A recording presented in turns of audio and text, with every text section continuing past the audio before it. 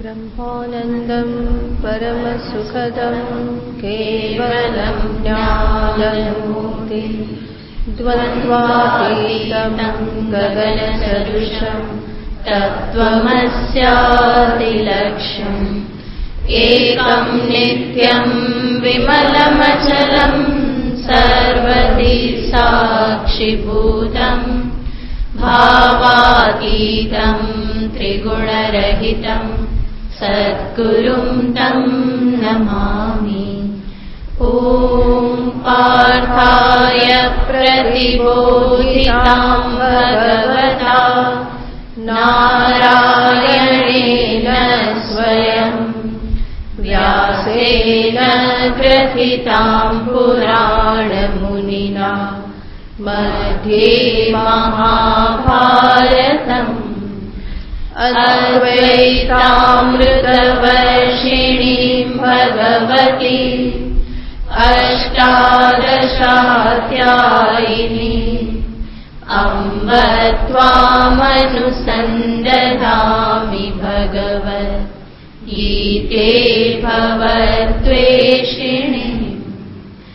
यं ब्रह्मा वरुणेन्द्ररुद्रमरुतः स्तुन्वन्ति दिव्यैस्तवैः वेदैः साङ्गपदक्रमोपनिषदैः गायन्ति यं सामगाः ध्यानावस्थिततद्गतेन मनसा पश्यन्ति यं योगिनः यस्यान्तं न विदुःसुरासुरगणा देवाय तस्मै नमः।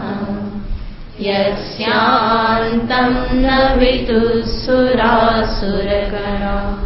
देवाय तस्मै नमः।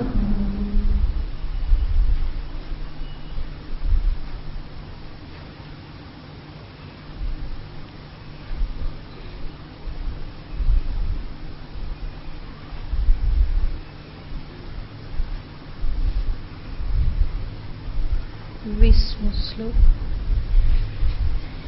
श्री भगवानुवाच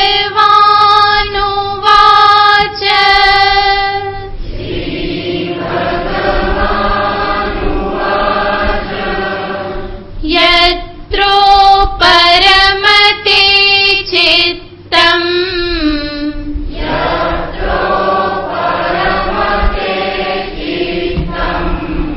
निरुद्धं योगसेवया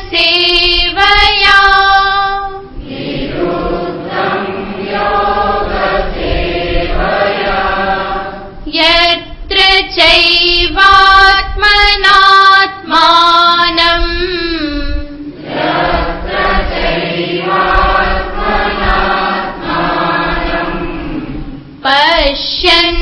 पश्यन्नात्मनि तुष्यति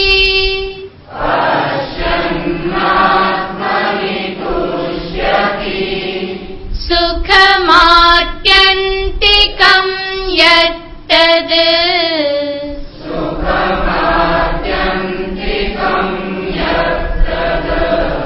बुद्धिग्राह्यमतीन्द्रियम्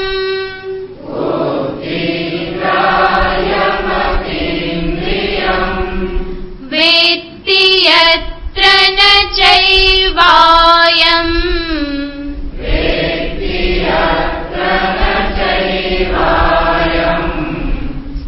स्थितश्चलति तत्त्वतः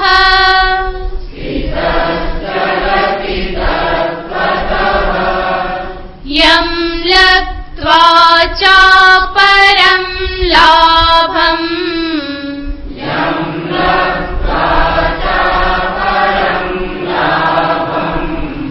मन्यते नाधिकं ततः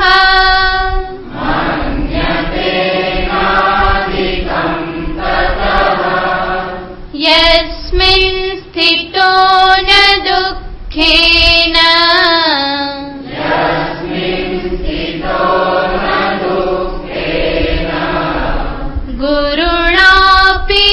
विचाल्यते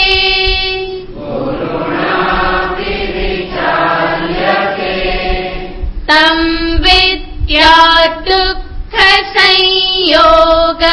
वियोगं योगसंज्ञितम्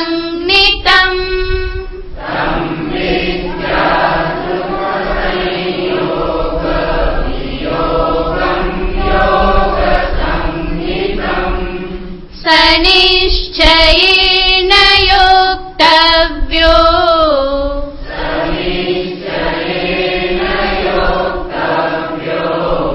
योगो निर्विण्णचेतसा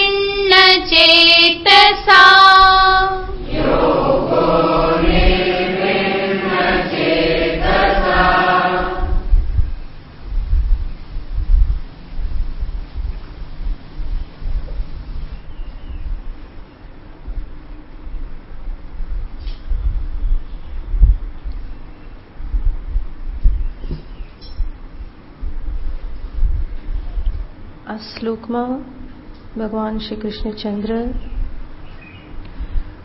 યોગનું લક્ષણ બતાવે છે. યોગ કોને કહેવાય અને આ છઠ્ઠા અધ્યાયમાં યોગ શબ્દનો અર્થ થાય છે જ્ઞાન યોગ અથવા તો ધ્યાન યોગ અથવા નિધિધ્યાસન રૂપી યોગ. આ યોગનું લક્ષણ શું એ ભગવાન આ શ્લોકમાં બતાવે છે.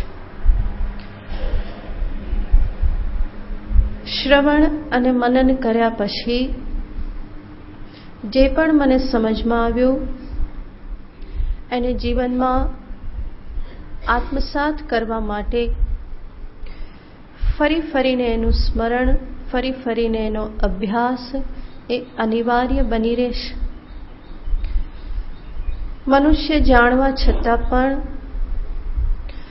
બુદ્ધિના સ્તરે જાણી લેવા છતાં પણ એ વ્યવહાર તો હંમેશા પોતાના મનમાન્યો કરતો હોય છે. એનું મન એની પાસે જેમ કરાવે એ પ્રમાણે કરતો હોય છે. જીવનમાં મોટે ભાગે મનની સામે બુદ્ધિએ પરાજય સ્વીકારવો પડતો હોય છે. ઘણું બધું ડાપણ પ્રાપ્ત કરેલું હોય, ઘણી બધી સમજદારી પ્રાપ્ત કરેલી હોય, છતાં પણ જીવનમાં એવા પ્રસંગો બનતા હોય છે કે જ્યાં મનુષ્યની બુદ્ધિ અત્યંત વામણી સિદ્ધ થાય છે. એના સંસ્કારો, એના મનના સંકલ્પ વિકલ્પો, એની ભાવનાઓ, વાસનાઓ આ બધા ખૂબ જ પ્રબળ સિદ્ધ થાય છે. જેવી રીતે વ્યવહારિક જીવનમાં એવી જ રીતે અધ્યાત્મ ક્ષેત્રમાં પણ છે. જ્ઞાન માર્ગ માટે બીજો શબ્દ કહેવામાં આવે છે વિચાર માર્ગ. તો આ માર્ગ વિચારનો માર્ગ છે. વિચાર કરવાનો છે, સમજવાનું છે. આચાર્ય ઉપદેશ આપે, યુક્તિ પ્રયુક્તિ દ્વારા એને સમજાવે, સાધક એને જરૂર સમજી લેશે. એવા પ્રકારે સત્યનું પ્રતિપાદન કરવામાં આવે, પોતાના જ અનુભવોને સામે રાખી અને વિશ્લેષણ કરવામાં આવે. આ સ્થિતિમાં સાધકની બુદ્ધિ પાસે વિરોધ કરવા માટે કોઈ કારણ રહેતું નથી. બુદ્ધિ એનો સ્વીકાર કરી લેશે, પણ બુદ્ધિથી સ્વીકાર થયા છતાં પણ મન તો હજુ પોતાનું માન્યું કરાવી જાય છે. અનેક વખત આપણે આ પ્રશ્ન સાંભળતા હોઈએ છીએ. કહેવામાં આવે ઘણા વર્ષોથી સત્સંગમાં જાય છે પણ કંઈ ફેર પડતો નથી. ઘરના લોકો, સ્વજનો, અડોશી પડોશી આ બધા પ્રશ્ન કરતા હોય છે. ઘણા વખતથી જાય છે, સાંભળે છે, ગીતાજી સાંભળે છે, ઉપનિષદ સાંભળે છે, કથાઓ સાંભળે છે, પણ જીવનમાં કંઈ પરિવર્તન આવતું નથી. આ પ્રશ્ન શા માટે ઉદ્ભવે છે, અથવા તો આ પ્રમાણેનો વિરોધાભાસ શા માટે આપણને દેખાય છે? સત્સંગ કરનારો સાંભળે છે. જ્યારે સાંભળે છે એને સમજે છે પણ ખરો, પણ સમજવા છતાં એને જીવનમાં અમલમાં મૂકી શકતો નથી. જીવન તો એ પોતાના મનના આધારે જીવી જાય છે. તો અહીંયા એક ખામી રહી જાય છે કે જેટલું પણ હું સમજું છું એટલું જીવવા માટેની જે નિષ્ઠાપૂર્વકની કોશિશ થવી જોઈએ એ થતી નથી. મારી સમજણને મારા જીવનની સાથે એકાકાર કરવા માટે, મારા વ્યવહારની સાથે એકાકાર કરવા માટે જે સાધના શાસ્ત્ર કે ગુરુ બતાવે છે એ સાધના સાધન હું મારા જીવનમાં અપનાવતો નથી. શ્રવણ માત્રેણ સંતુષ્ટાહ. મોટાભાગના લોકો સાંભળીને સંતુષ્ટ થઈ જાય છે. અમે સાંભળવા ગયા, સત્સંગ કર્યો, સાંભળ્યું એટલાથી એ સંતોષ પામી જાય છે. એને થાય છે કે આજનું મારું કર્તવ્ય પૂરું થઈ ગયું, આજની એક વિધિ સંપન્ન થઈ ગઈ. જેમ નોકરીએ જવું એ એક કર્તવ્ય છે, એવી રીતે સત્સંગમાં આવવું એને પણ એ શું સમજી લેશે, એક કર્તવ્ય છે. આવીને ગયો તો એને સંતોષ થઈ જાય કે હું સત્સંગમાં જઈ આવ્યો. તો આટલે માત્રથી શ્રવણ માત્રેણ સંતુષ્ટાહ જનાહ. મોટાભાગના મનુષ્યો આ પ્રમાણે શ્રવણ માત્રમાં સંતોષ ધારણ કરી લેશે. ભગવાન 6ઠ્ઠા અધ્યાયમાં જે વાતો બતાવે છે એ શ્રવણ પછીની વાત છે. ભગવાનની દ્રષ્ટિએ શ્રવણ થયું તો બધું થઈ ગયું એવું નથી. શ્રવણ માત્રમાં સાધનાની પરિસમાપ્તિ નથી, બલકે શ્રવણ કર્યા પછી પણ મનન, અને મનન પછી આ નિધિધ્યાસન રૂપી યોગ જે છે, ધ્યાન યોગ જે છે, એને જીવનમાં અમલમાં મૂકવો પડે છે. આ ધ્યાન યોગના અભ્યાસથી જ, આ પ્રમાણેના જ્ઞાનાભ્યાસથી જ જે મારી બુદ્ધિ સમજેલી છે એ જ હું મારા મનને પણ સમજાવી શકું છું. બુદ્ધિ માત્ર સમજી જાય એટલું પર્યાપ્ત નથી. બુદ્ધિની સાથે સાથે મન ચાલવું જોઈએ, તો જ એ સાચું જ્ઞાન કહેવાય. ત્યારે જ હું એને જીવનમાં આચરણમાં મૂકી શકું. તો જે બુદ્ધિના સ્તરે મને સમજાયેલું છે એ મને હૃદયના સ્તરે પણ સંપૂર્ણ સ્વીકાર્ય બને. ત્યારે જ મારું જ્ઞાન, મારું જીવન આ બંને એક થઈ શકે. મારું આચરણ, મારી સમજણ આ બંનેની વચ્ચે સુયોગ સધાય, બંને એકાકાર થઈ શકે. તો આ ધ્યાન યોગ કે જ્ઞાન યોગનો અર્થ છે પ્રાપ્ત થયેલી સમજણનું ફરી ફરીને આવર્તન કરવું, ફરી ફરીને એનું સ્મરણ કરવું, વારંવાર એ સત્યને જોવા માટે પ્રયત્ન કરવો. મારા જીવનમાં બનતા પ્રસંગોના સમયે પણ એ પ્રસંગોનું સમાધાન હું આ જ્ઞાનના આધારે મેળવું. પરિસ્થિતિઓનું સમાધાન મનુષ્ય અનેક રૂપે મેળવતો હોય છે. કોઈ કહેશે કે પ્રારબ્ધ છે, કર્મફળ છે, માટે આમ થયું. કોઈ કહેશે કે ઈશ્વરની ઈચ્છાથી જ આ બધું થાય છે. તો આ અનેક પ્રકારના સમાધાન છે. પરંતુ મારા જીવનમાં ઘટિત થતી વિપરીત પરિસ્થિતિના સમયે જ્યારે હું મારા આત્મ સ્વરૂપનું સ્મરણ કરી અને સમાધાન મેળવતો થઉં, તો સમજવાનું કે આત્મજ્ઞાન મારા જીવનમાં ધીમે ધીમે એ એકાકાર થઈ રહેલું છે.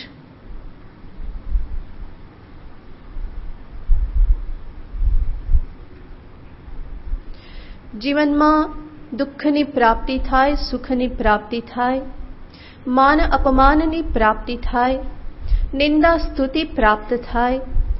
આ સર્વ દ્વંદ્વોની વચ્ચે હું મારા જ્ઞાનના બલથી જો હું સમતા ધારણ કરી શકું, તો સમજવાનું કે જ્ઞાન મારું પોતાનું બનેલું છે. નહીં તો મારે હંમેશા કોઈક બીજો સહારો શોધવો પડે.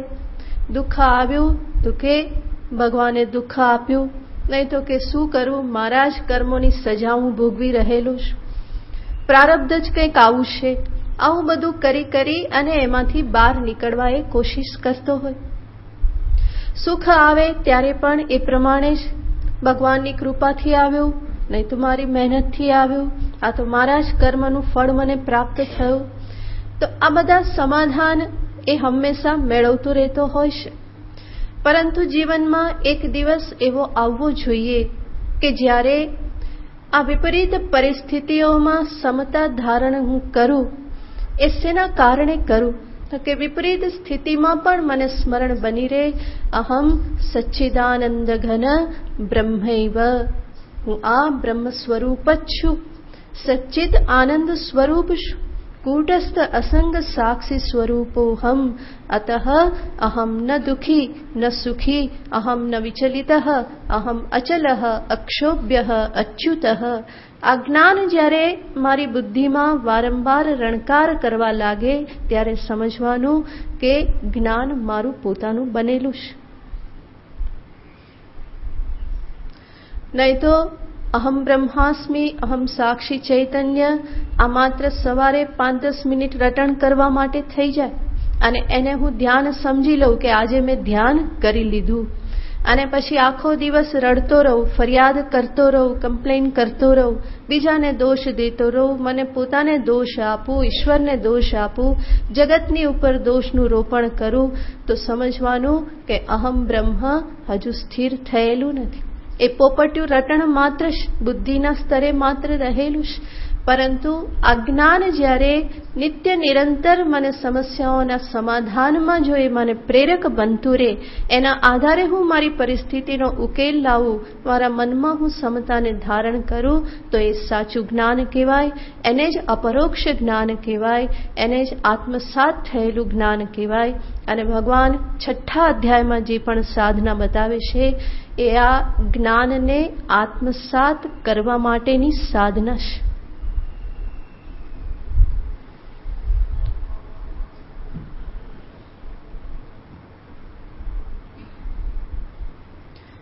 અને આ જે સાધના ભગવાન અહીંયા દર્શાવે છે એ સાધનમાં ભાગ્યે જ કોઈ સાધક પ્રવૃત્ત થાય છે. મોટે ભાગે મેં કહ્યું એમ શ્રવણ માત્રેણ સંતુષ્ટા, અને એનાથી આગળ વધે તો શ્રવણ મનન માત્રેણ સંતુષ્ટા.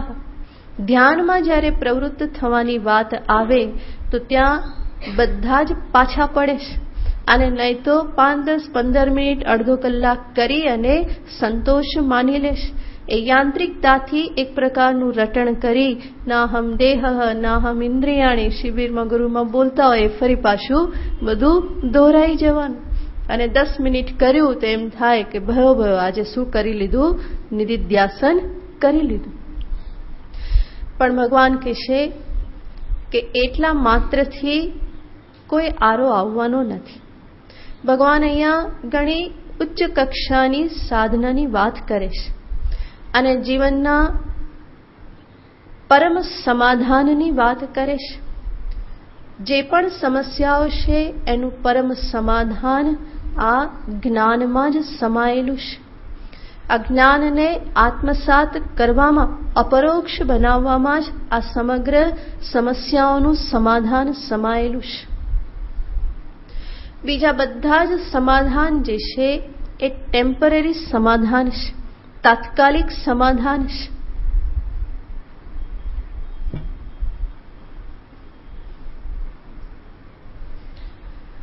જેમ કોઈ વ્યક્તિને પીઠમાં દુખાવો ઉપડ્યો હોય તો એને તાત્કાલિક દવા આપવામાં આવે, પેઇનકિલર. પરંતુ એ પેઇનકિલરથી સંપૂર્ણ સમાધાન થવાનું નથી.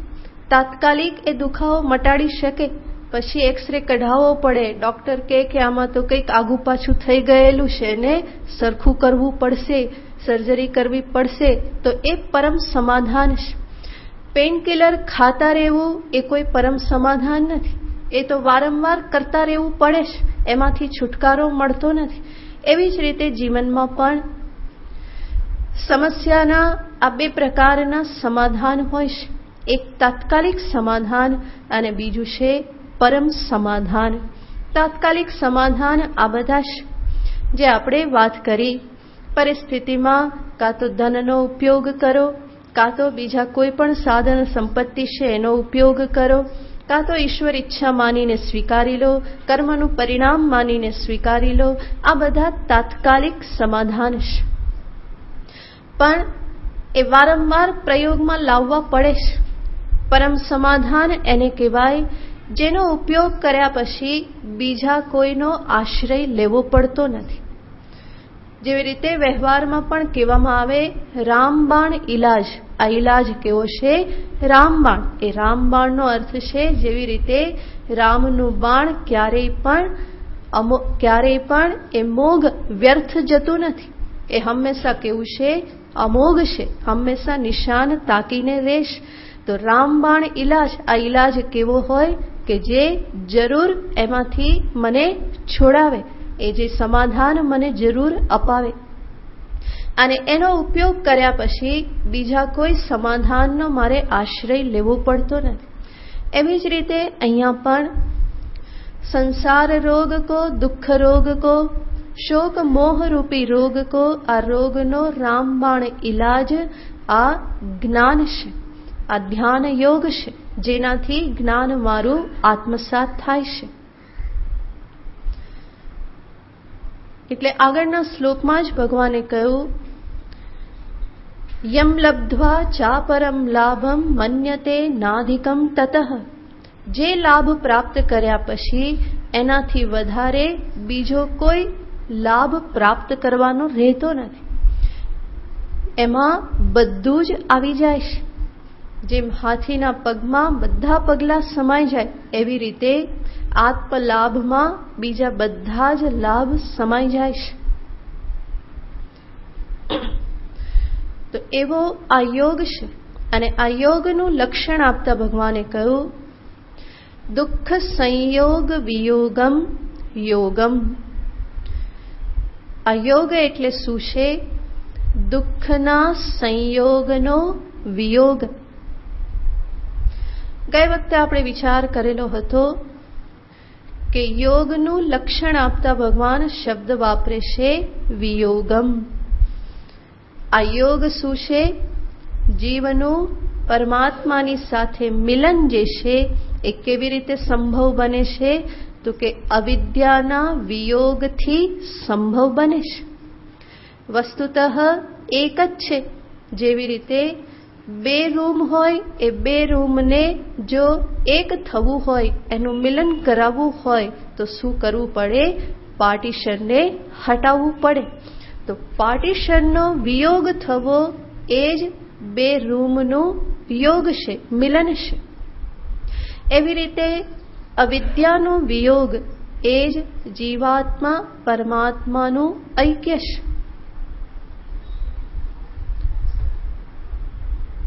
એની દ્રષ્ટિમાં રાખી અને ભગવાને શબ્દ વાપર્યો વિયોગમ યોગમ. આગળ ભગવાને શબ્દ વાપર્યો દુઃખ સંયોગ વિયોગમ. તો દુઃખનો વિયોગ, અવિદ્યાનો વિયોગ થતા દુઃખનો પણ વિયોગ થાય. કારણ કે અવિદ્યાના કારણે જ ઉપાધિ સાથે તાદાત્મ્ય છે. ઉપાધિના ધર્મને આત્મામાં માની લેવામાં આવે છે. તો અવિદ્યા કારણ નષ્ટ થતા કાર્યનો પણ નાશ થાય, તો દુઃખનો પણ વિયોગ થાય. પણ ભગવાને અહીંયા એક શબ્દ વાપર્યો, સીધે સીધું દુઃખ વિયોગ ન કહેતા ભગવાન કહેશે દુઃખના સંયોગનો વિયોગ. સંયોગ વિયોગ થવો એ જ યોગ છે. આમ તો સંયોગ જ યોગ છે, અને છતાં ભગવાન કહેશે સંયોગનો વિયોગ એ યોગ છે. દુઃખ સંયોગ વિયોગ એનો અર્થ છે દુઃખ સંબંધ વિયોગ એ યોગ છે. ભગવાને આ શબ્દ શા માટે વાપર્યો? ગઈ વખતે આપણે ત્યાં અટકેલા હતા. ભગવાન સીધું કહી શક્યા હોત દુઃખ વિયોગમ યોગમ. પણ ભગવાને દુઃખ વિયોગની વચ્ચે શબ્દ વાપર્યો છે દુઃખ સંયોગ વિયોગમ. આવું શા માટે? એની પાછળનું એક કારણ છે, ઉત્તર છે. જો ખાલી એવું કહેવામાં આવે દુઃખ વિયોગ, તો એનો અર્થ એવો થઈ શકે આત્મ સ્વરૂપમાં પહેલા દુઃખ હતું અને પછી એનો વિયોગ થાય છે. પણ ભગવાન જ્યારે શબ્દ વાપરે છે દુઃખ સંયોગ વિયોગ, એનો અર્થ શું? પહેલા પણ આત્મ સ્વરૂપમાં દુઃખ નથી, દુઃખનો સંયોગ માત્ર થયેલો છે, સંબંધ માત્ર થયેલો છે. એ દુઃખ સ્વરૂપભૂત નથી.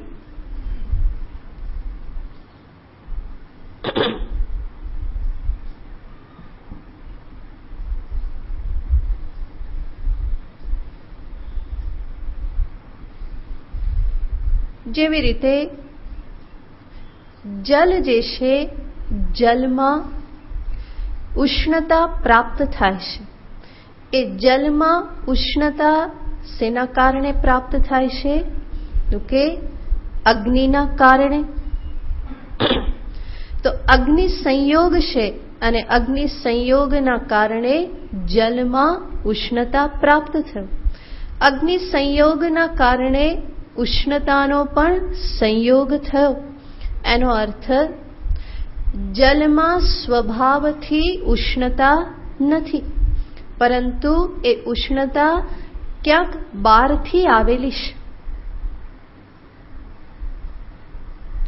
અને માટે કહેવામાં આવે ઉષ્ણતા સંયોગ વિયોગમેવ શીતલીકરણમ. ઉષ્ણતાના સંયોગનો વિયોગ જે છે એ જ શું કહેવાય? જલનું ઠંડા પડવું કહેવાય. જલનું ઠંડુ પડવું એનો અર્થ શું?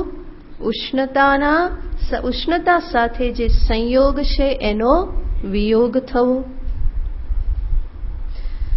તો સંયોગ શબ્દથી સૂચિત થાય છે કે એ વસ્તુ સ્વરૂપમાં નથી, ક્યાંક બહારથી પ્રાપ્ત થયેલી છે, અન્ય સંબંધથી એ પ્રાપ્ત થયેલી છે. જેમ અગ્નિ સંયોગથી ઉષ્ણતા જલમાં પ્રાપ્ત થાય છે, સ્વરૂપથી જલમાં ઉષ્ણતા નથી. સ્વરૂપથી તો જલ કેવું છે? શીતલ છે. સ્વરૂપથી શીતલ એવા જલમાં ઉષ્ણતા પ્રાપ્ત થાય છે. શેના કારણે? અગ્નિ સંયોગના કારણે. અગ્નિ સંયોગ થાય એના પરિણામે ઉષ્ણતા સંયોગ થાય. તો એ ઉષ્ણતા સંયોગ વિયોગ એ જ જલનું ઠંડા પડવું છે. અને ઉષ્ણતાનો વિયોગ કેવી રીતે થાય? અગ્નિ સંયોગનો વિયોગ થાય તો ઉષ્ણતા સંયોગ વિયોગ સંભવ બને. જ્યાં સુધી અગ્નિના સંપર્કમાં જલ હોય ત્યાં સુધી જલ કેવું રહેવાનું? ગરમનું ગરમ જ રહેવાનું. પણ એના સંપર્કથી એને અલગ કરવામાં આવે તો ધીમે ધીમે ઉષ્ણતા સંયોગ જે છે એનો પણ વિયોગ થઈ જાય. તો આ વસ્તુ શું સિદ્ધ કરે છે? જલના સ્વભાવમાં ઉષ્ણતા નથી. એવી રીતે ભગવાને અહીંયા શબ્દ વાપર્યો દુઃખ સંયોગ વિયોગમ. એનાથી સૂચિત શું થાય છે? આત્મ સ્વરૂપમાં દુઃખ છે નહીં. આત્મ સ્વરૂપમાં દુઃખ જણાય છે, અનુભવાય છે. એ શેના કારણે છે? અવિદ્યા સંયોગ નિમિત્તમ.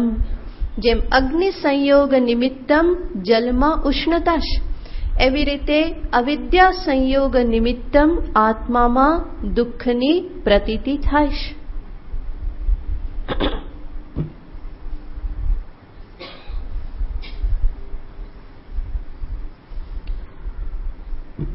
અને અવિદ્યાની સાથે સંબંધ હોવાના કારણે, અવિદ્યાની સાથે સંબંધ હોવા એનો અર્થ ફરી ત્યાં કોઈ બીજો નવો સંબંધ નથી, પરંતુ પોતાના જ બ્રહ્મ સ્વરૂપનું અજ્ઞાન. પોતાની બ્રહ્મતાને, પૂર્ણતાને ન જાણવી એ જ અવિદ્યા છે. અને પોતાની પૂર્ણતાને ન જાણવાના કારણે અપૂર્ણ એવી આ ઉપાધિ જે છે એમાં તાદાત્મ્ય સંબંધ થઈ જાય છે. તો અહીંયા જે સંયોગ કહેવામાં આવે છે એ સંયોગ એટલે કે સંબંધ, એ કેવો સંબંધ છે? તો એને શાસ્ત્રની ભાષામાં કહેવાય છે તાદાત્મ્ય સંબંધ. તાદાત્મ્ય સંબંધ તત એવ આત્મા ઇતિ તદાત્મા તસ્ય ભાવઃ તાદાત્મ્યમ. તત એવ આત્મા, એ જ આત્મા છે. એટલે કે આ શરીર આદિ જે છે એ શરીર, ઇન્દ્રિય, મન, પ્રાણ, બુદ્ધિ, આ બધાને જ હું શું માની લઉં છું? આત્મા, એટલે કે હું માની લઉં છું. બ્રહ્મમાં અહંભાવ કરવાની જગ્યાએ અહંભાવ ક્યાં થઈ જાય છે? શરીરાદિમાં થઈ જાય છે. આને જ કહેવામાં આવે છે તાદાત્મ્ય. અને આ તાદાત્મ્ય એ ફરી કોઈ વાસ્તવિક સંબંધ નથી, એ માનેલો માત્ર સંબંધ છે. હકીકતમાં કોઈ સંબંધ થતો નથી, પરંતુ એ સંબંધ માની લેવામાં આવેલ છે. આ હું છું એ પ્રમાણે માની લેવામાં આવેલ છે.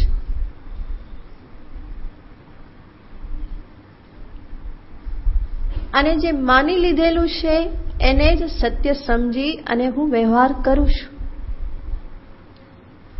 એટલે સર્વપ્રથમ ત્યાં વિચાર કરવાની જરૂર પડે છે કે આ મારું માનેલું છે કે આ સત્ય છે.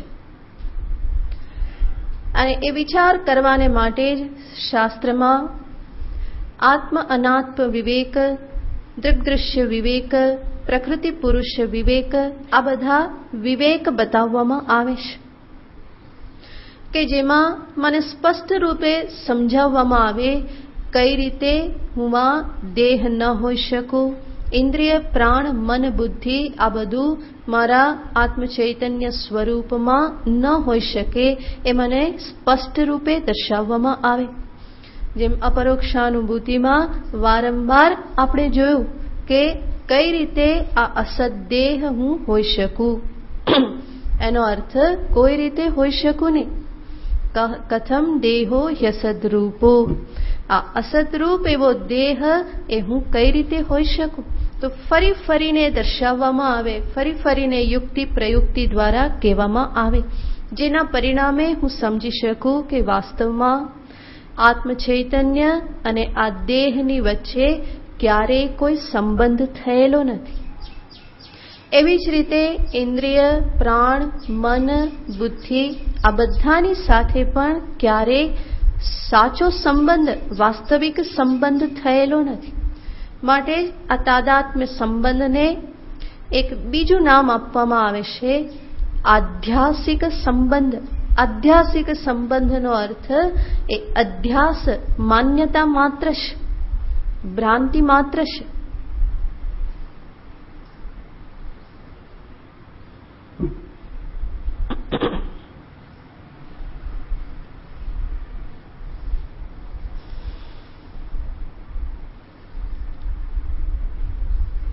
તો આધ્યાસિક સંબંધ, ત્યાં પણ જ્યારે કહેવામાં આવે આધ્યાસિક સંબંધ, તો એ ફરી કોઈ સાચો સંબંધ નથી.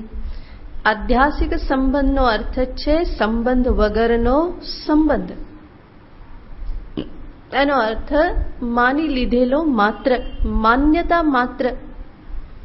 એ માન્યતા માત્ર છે, એની પાછળ સત્યત્વનું કોઈ જોર રહેલું નથી, કોઈ બળ રહેલું નથી.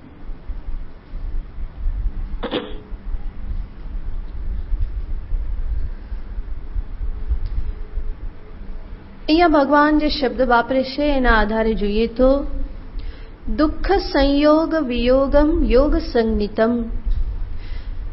આજે દુઃખ જે છે, સંસારનો અર્થ જ કહેવામાં આવે છે કે સંસાર એટલે શું? જેમાં ફરી ફરીને શોક મોહ દુઃખ આ બધાની પ્રાપ્તિ થાય. દુઃખાલયમ અશાશ્વતમ. ભગવાને જ ગીતાજીમાં આગળ કહેવાના છે કે આ કેવું છે? દુઃખાલયમ અશાશ્વતમ.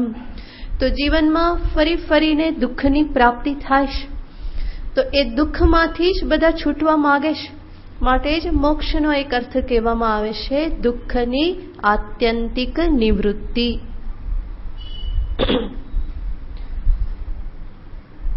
અહીંયા કે છે દુઃખના સંયોગની, દુઃખ સાથેનો આ જે સંબંધ છે એની નિવૃત્તિ, વિયોગ, એ જ યોગ છે. વિચાર કરીએ તો આ દુઃખ જે છે એ દુઃખ કોનો ધર્મ છે? તો કહેવાય છે એ અંતઃકરણનો, એટલે કે બુદ્ધિનો, મનનો, જે કોતે એનો એ ધર્મ છે.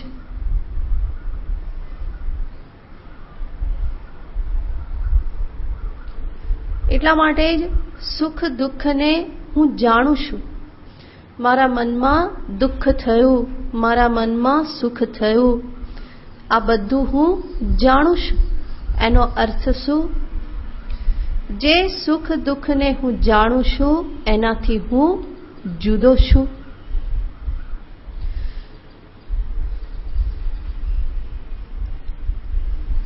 મનમાં સુખ થયું, મનમાં દુઃખ થયું, એનું ભાન થાય ત્યાં સુધી કોઈ તકલીફ નથી. પરંતુ મનમાં થયેલા દુઃખને આગળ વધી અને શું માની લેવામાં આવે? હું દુઃખી. અને એ જ સમસ્યા છે. દુઃખ મનનો ધર્મ છે, બુદ્ધિનો ધર્મ, અંતઃકરણનો ધર્મ. એ ત્યાં જ હોય ત્યાં સુધી વાંધો નહીં, પણ ત્યાંથી એને ઉપાડી અને ક્યાં લઈ લેવામાં આવે? પોતાનામાં એને લઈ લેવામાં આવે. અને પરિણામે એની અભિવ્યક્તિ કયા પ્રકારે થાય? અહમ દુઃખી. શા માટે પોતાનામાં લઈ લેવામાં આવે છે? કારણ કે એ મન બુદ્ધિને હું મારાથી જુદા રૂપે જાણતો નથી. ત્યાં તાદાત્મ્ય સંબંધ, એ જ હું છું. તદેવ મમ આત્મા, એ જ મારો આત્મા હું છે, એ પ્રમાણેની ત્યાં ભાવના છે. તો મન બુદ્ધિથી પોતાને હું જુદો સમજું નહીં. અને પરિણામે મનના ધર્મ પણ કોના બની રહે? મારા બની રહે. બુદ્ધિના ધર્મ મારા બની રહે.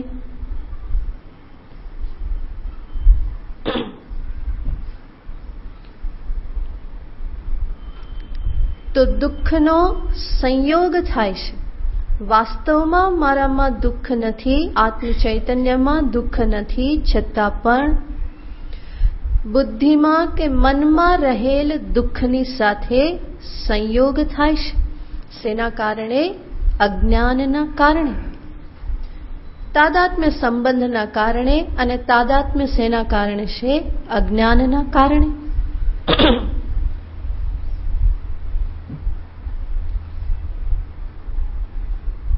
અહીંયા એ જ જ્ઞાન પ્રદાન કરવામાં આવે છે કે વસ્તુતઃ આ સુખ દુઃખ એ બુદ્ધિના, મનના ધર્મ છે. અને તું મનથી ભિન્ન છે, વિલક્ષણ છે.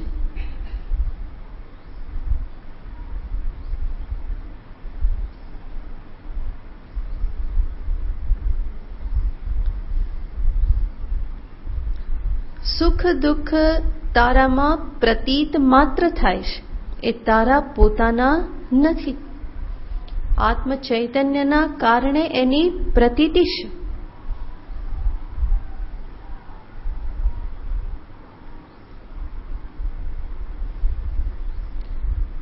જ્ઞાની કે અયોગી જેની અહીંયા વાત કરવામાં આવે છે એ આને સ્પષ્ટ રૂપે સમજે છે. જેવી રીતે આપણે જાણીએ છીએ કે આ વસ્ત્ર મારા છે, હું વસ્ત્ર નથી, વસ્ત્રથી હું જુદો છું. એવી જ રીતે જ્ઞાની સ્પષ્ટ રૂપે જાણે છે કે આ દેહેન્દ્રિયાદિથી હું વિલક્ષણ છું. અને જે વ્યક્તિ જાણે છે આ વસ્ત્ર હું નથી, એનાથી હું જુદો છું, એના વસ્ત્ર ઉપર કંઈ ડાઘો પડી ગયો તો એ પોતાના ઉપર લેતો નથી. એવી જ રીતે દેહેન્દ્રિયાદિના સ્તર પર જે કંઈ પણ વિકાર ઉત્પન્ન થાય છે, જે સુખ શોક મોહ આદિ ઉત્પન્ન થાય છે, દુઃખાદિ ઉત્પન્ન થાય છે, એને આ વિવેકી પુરુષ પોતાના ઉપર લેતો નથી. પોતાના ઉપર લેતો નથી એનો અર્થ હું દુઃખી એ પ્રમાણે એ સમજતો નથી. જરૂર એ આ જગતમાં જ નિવાસ કરે છે અને માટે સુખ દુઃખાદિ નિમિત્તની પ્રાપ્તિ તો એને થવાની છે. અને નિમિત્ત પ્રાપ્ત થવાથી સંભવશે એના અંતઃકરણમાં દુઃખાકાર વૃત્તિ પણ ઉત્પન્ન થાય. કારણ કે અંતઃકરણ તો છે જ, એ કોઈ જડ તો બની ગયેલ નથી અને માટે સંવેદનાઓ તો એ જરૂર અનુભવે છે. તો દુઃખ નિમિત્ત પ્રાપ્ત થવાના, દુઃખાકાર વૃત્તિ પણ પ્રાપ્ત થવાની, પરંતુ એની સાથે તાદાત્મ્ય સાધી અને અહમ દુઃખી એ પ્રમાણેનો એ નિશ્ચય કરતો નથી.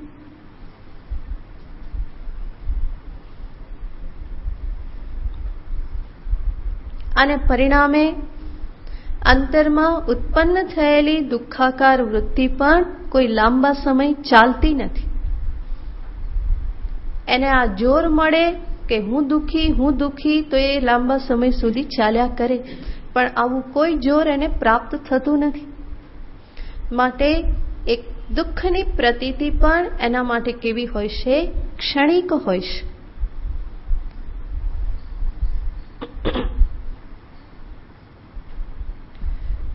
તો દુઃખ નિમિત્ત જરૂર પ્રાપ્ત થાય છે. જગત દ્વંદ્વાત્મક છે અને એ બધું તો પ્રાપ્ત થતું રહેવાનું.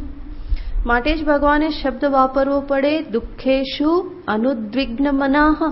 દુઃખેષુ એનો અર્થ શું? દુઃખ નિમિત્ત એના જીવનમાં પણ પ્રાપ્ત થવાના છે. અહીંયા પણ ભગવાને કહ્યું કે ગુરુણાપી દુઃખેન ન વિચાલ્યતે. એનો અર્થ મહાન દુઃખ એના જીવનમાં પણ પ્રાપ્ત થાય, પરંતુ વિશેષતા શું છે? ન વિચાલ્યતે, એ વિચલિત થતો નથી, એની સાથે તદાકાર થઈ જતો નથી અને માટે એ વૃત્તિમાં કોઈ પ્રાબલ્ય પણ પ્રાપ્ત થતું નથી. તો આપણે અનેક વખત જોયેલું છે જ્ઞાનીનો પ્રતિભાવ કેવો હોય કે સર્વપ્રથમ શું કે વોટ, અને પછી શું આવી જાય? So what. એ તરત જ હવા બધી નીકળી જાય. તો એક ક્ષણ માટે આ પ્રમાણે પ્રતીતિ થઈ જાય કે અરે શું થઈ ગયું, પછી શું થાય? તો શું થઈ ગયું? જે થયું તે બરાબર. શું થઈ ગયું? વધારે શું બગડી ગયું? મારું સ્વરૂપ તો કેવું છે? અખંડ નિરાકાર નિર્વિકલ્પ નિત્ય શુદ્ધ બુદ્ધ મુક્ત સ્વભાવોહમ. હું તો આ જ છું અને જગતમાં કઈ ઉથલ પાથલ થઈ ગઈ તો શું થઈ ગયું? શું ફેર પડી જવાનું છે? તો આને જ કહેવામાં આવે છે દુઃખ સંયોગનો વિયોગ. એની સાથે સંયોગ પામતો નથી. હું દુઃખી એ પ્રમાણે એ સંયોગને પ્રાપ્ત થતો નથી. તો દુઃખ સંયોગ વિયોગમ યોગ સંજ્ઞિતમ. તો આ જે યોગ જે છે એ યોગનું લક્ષણ છે કે મને દુઃખ સંયોગથી એ છોડાવી દે, દુઃખ સંબંધથી, એ તાદાત્મ્ય સંબંધથી મારા મુક્ત એવા સ્વરૂપનું મને ભાન કરાવી દે. આ લક્ષણ બતાવ્યા પછી આગળ ભગવાન ઉપાય બતાવે છે કે આવો આ યોગ કેવી રીતે પ્રાપ્ત થાય.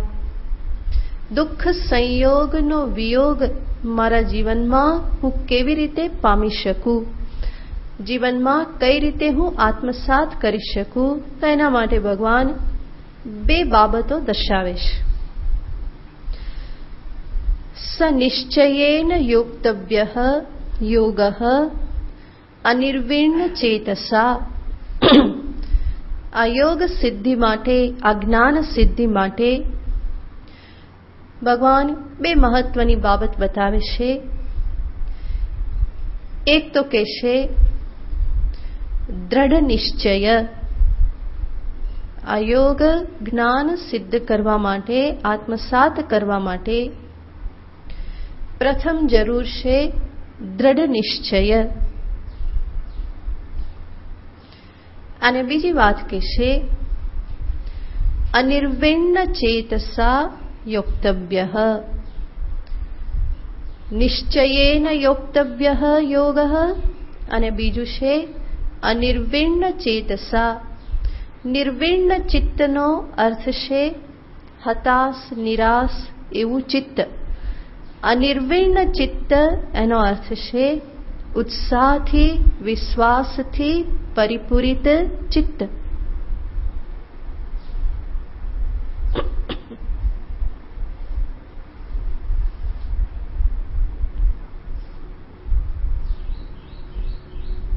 દ્રઢ નિશ્ચય અને હતાશા, નિરાશા, કંટાળો આ બધાથી મુક્ત એવા ચિત્ત વડે યોગઃ યોક્તવ્યઃ. સનિશ્ચયેન યોક્તવ્યઃ યોગઃ. સર્વપ્રથમ વાત કરી નિશ્ચયેન. આ ક્યારે સંભવ બને? જ્યારે દ્રઢ નિશ્ચય હશે ત્યારે.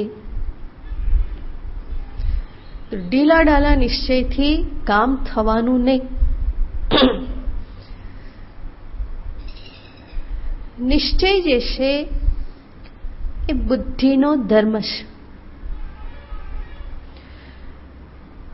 બુદ્ધિમાં આ પ્રમાણે સ્પષ્ટ નિશ્ચય થાય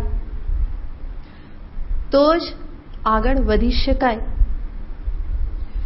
નિશ્ચય પૂર્વકની સાધનામાં પ્રવૃત્તિ હોય, આ યોગમાં પ્રવૃત્તિ હોય. કુતૂહલતા માત્રથી પ્રવૃત્તિ ના હોય. કુતૂહલતા એ મનનો ધર્મ છે.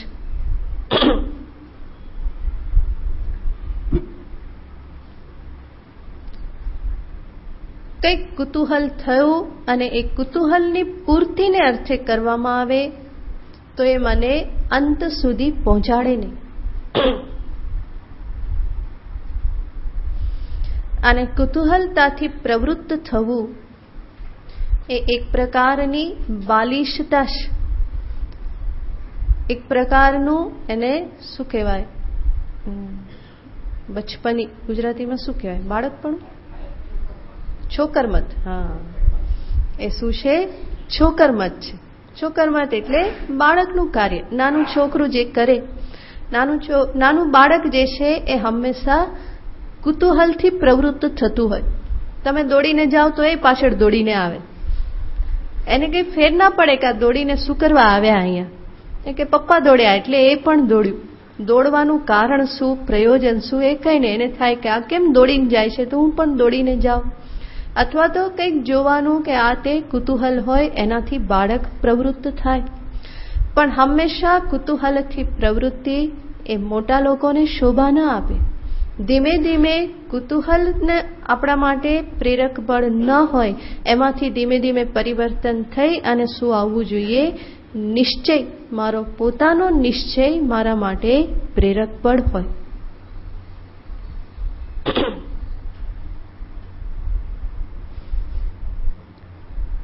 માત્ર કુતૂહલતાથી પ્રવૃત્તિ ઇમેચ્યોરિટી છે.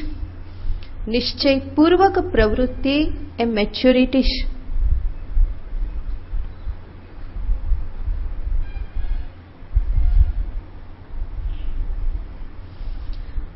અને અહીંયા જ્યારે નિશ્ચયની વાત કરવામાં આવે તો સાધનાના ક્ષેત્રમાં કે અધ્યાત્મ ક્ષેત્રમાં જે કોતે બે પ્રકારના નિશ્ચય બહુ જ મહત્વ ધરાવે છે. જેમાં સર્વપ્રથમ નિશ્ચય કહેવાય છે ધ્યેય નિશ્ચય.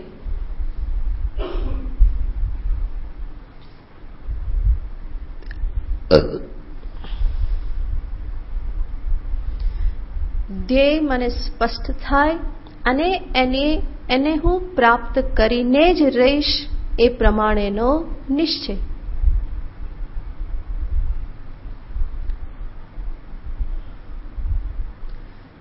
અને બીજો નિશ્ચય, મહત્વનો નિશ્ચય છે માર્ગ નિશ્ચય. એનો બીજો અર્થ છે સાધન નિશ્ચય. જે ધ્યેય મેં નિશ્ચિત કર્યું એની પ્રાપ્તિ મને કયા માર્ગે થાય, કેવા પ્રકારની સાધનનું અનુષ્ઠાન કરવાથી મને એની પ્રાપ્તિ થાય. આ બંને વસ્તુ બહુ જ મહત્વનું સ્થાન ધરાવે છે. જો આ બે નિશ્ચયો જીવનમાં ન થયા હોય તો સમજવાનું કે હજુ આપણી યાત્રા જ પ્રારંભ થઈ નથી. તો સર્વપ્રથમ મારે શું જોઈએ છે અને જે જોઈએ છે એ મને કેવી રીતે પ્રાપ્ત થાય.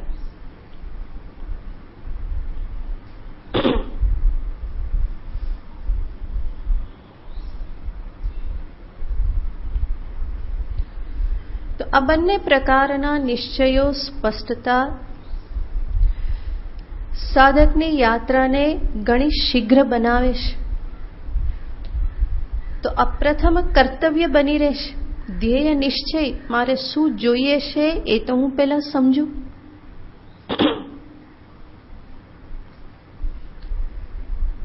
ઘણા બધા સાધના માર્ગે આવેલા હોય, પરંતુ જીવનભર અહીં ત્યાં ભટકતા જ રહેતા હોય. થોડું ત્યાં જઈ આવે, થોડું ત્યાં જઈ આવે, થોડું ત્યાં જઈ આવે, ત્યાંથી મેળવી આવે, ત્યાંથી મેળવી આવે, થોડુંક પેલું કરી આવે, થોડુંક પેલું કરી આવે, એમ કરતા કરતા કરતા જીવન પૂરું થઈ જાય અને અંતે જ્યારે જુએ તો હાથમાં કંઈ આવેલું ના હોય. તો સર્વપ્રથમ મારે નિશ્ચય કરવો જોઈએ કે હું શું ઝંખું છું. મારી ઝંખનાને તો હું પોતે ઓળખું. આખરે મને શું ઈચ્છા છે, અને જો મારી ઈચ્છા ઉચિત હોય તો એને સ્ફૂર્તિ કઈ રીતે કરું, એની સિદ્ધિ કઈ રીતે કરું.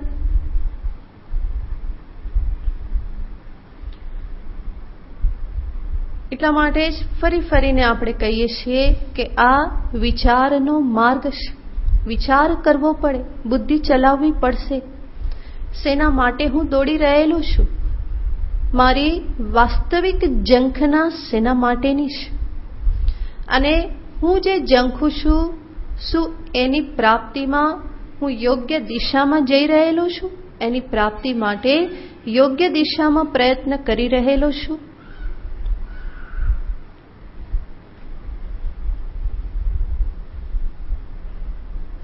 થઈ હોય શરદી અને દવા લે પેટના દુખાવાની તો થાય શું? દુખાવો ના થતો હોય તોય થવા લાગે. શરદી તો એવી ને એવી રહે અને બીજું કંઈક ચાલુ થઈ જાય. તો યોગ્ય ઉપાય જીવનમાં અપનાવવો વિચાર કરીને એ બહુ જ મહત્વનું સ્થાન ધરાવે છે. માટે જ આ બાબતમાં કોઈક માર્ગદર્શક, કોઈક આચાર્ય, ગુરુની અપેક્ષા રહેશે. હું મારી બુદ્ધિથી ન વિચાર કરી શકું, નિશ્ચય ન કરી શકું, તો કોઈનું માર્ગદર્શન લઈ, કોઈની સહાય લઈ અને આ નિશ્ચય મારે કરવાનો હોય. સનિશ્ચયેન યોગઃ યોક્તવ્યઃ. આ યોગનું આ યજન કરવાનું જે યોગ કરવાનો છે એ કેવી રીતે કરવાનો છે? નિશ્ચયેન, દ્રઢ નિશ્ચયની સાથે. અને બીજું સાધન ભગવાન કહેશે અનિર્વિણ્ણ ચેતસા. નિશ્ચય તો થઈ ગયો, પણ એ નિશ્ચય થયા પછી ક્યાં પહોંચવાનું છે, એના માટેનો માર્ગ શું? એ નિશ્ચય થયા પછી કોઈ વ્યક્તિ કે અરે રે આટલું દૂર તો કેમ જવાય, કે તો એ નિશ્ચયો કેવા થઈ ગયા? નકામા. તો જે મેં નિશ્ચય કર્યા છે એ સિદ્ધ થાય એટલા માટે આ નિર્વિણ્ણ ચિત્તની આવશ્યકતા છે. નિર્વિણ્ણનો અર્થ થાય મુરઝાયેલું, જેને ઇંગ્લિશમાં આ બધા શબ્દોથી કહેવામાં આવે ડિપ્રેસ્ડ, ફ્રસ્ટ્રેશન, આ બધા જે શબ્દો જે છે એ ચિત્ત કેવું છે? નિર્વિણ્ણ ચિત્ત. ભગવાન કહે છે એવા ચિત્તથી અહીંયા કામ નહીં ચાલે. કેવું હોવું જોઈએ? અનિર્વિણ્ણ. એનો અર્થ ઉત્સાહથી પરિપૂરિત. આ સાધના કરવા માટેનો જીવનમાં એક ઉત્સાહ હોય, કંટાળો ન આવે. કંટાળાથી યુક્ત ચિત્ત એ પણ નિર્વિણ્ણ ચિત્ત છે.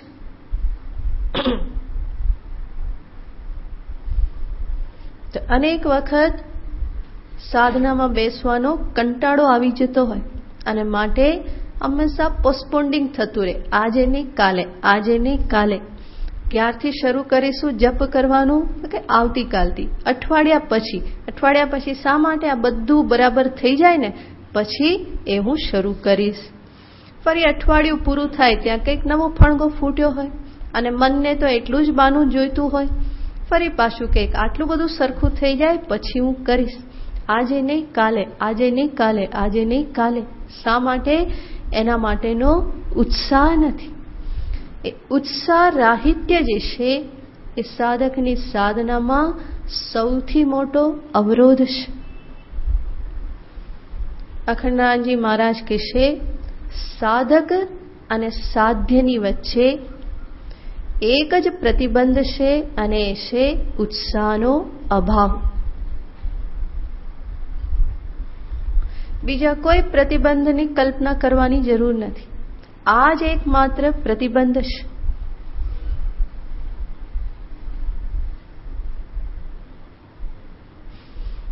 અને એમાંય ધ્યાનમાં બેસવાનું એટલે તો મન બહુ પાછું પડે. પલાઠી વાળવાની, હાથ બાંધવાના, આંખો બંધ કરવાની, સીધા બેસવાનું, બીજા કોઈ વિચારો મનમાં ન આવે ને આત્મચિંતન કરવાનું. માળા તો બરાબર હાથમાં ફરતી રહે, મન ક્યાંક બીજે ફરતું રહે, ચાલે. પણ આ નિધિધ્યાસન કરવામાં તો એ પણ ના ચાલે. બધી બાજુથી કેવું ટાઈટ થઈ જવું પડે અને પરિણામે મન હંમેશા ભાગવાની કોશિશ કરે. કંટાળો આવે. 10 મિનિટ તો કે બહુ થઈ ગઈ, એક યુગ જેવી લાગે. 10 મિનિટ બેઠા આપણને એમ થાય કે ક્યારનો ધ્યાનમાં બેઠેલો છે. આંખો ખોલીએ તો કેટલી મિનિટ થઈ હોય? માંડ એ 7, 8, 10 મિનિટ થઈ હોય અને આપણને લાગે કે કલાક તો જરૂર થઈ ગયો હશે. પણ ખોલતાની સાથે બધું હવાઈ જાય કે એટલી મિનિટ જ થઈ હોય. તો ઉત્સાહ વગર આ પ્રમાણેની સ્થિતિઓ થયા કરે. ભગવાન કહેશે એવા મનથી આ યોગ સધાતો નથી. તો અનિર્વિણ્ણ ચેતસા યોગ યોક્તવ્ય વિશેષ પછી જોઈશું. ઓમ પૂર્ણમદ પૂર્ણમિદં પૂર્ણાત પૂર્ણમુદચ્યતે પૂર્ણસ્ય પૂર્ણમાદાય પૂર્ણમેવાવશિષ્યતે. ઓમ શાંતિ શાંતિ શાંતિ. હરિ ઓમ. શ્રી ગુરુભ્યો નમઃ. હરિ ઓમ.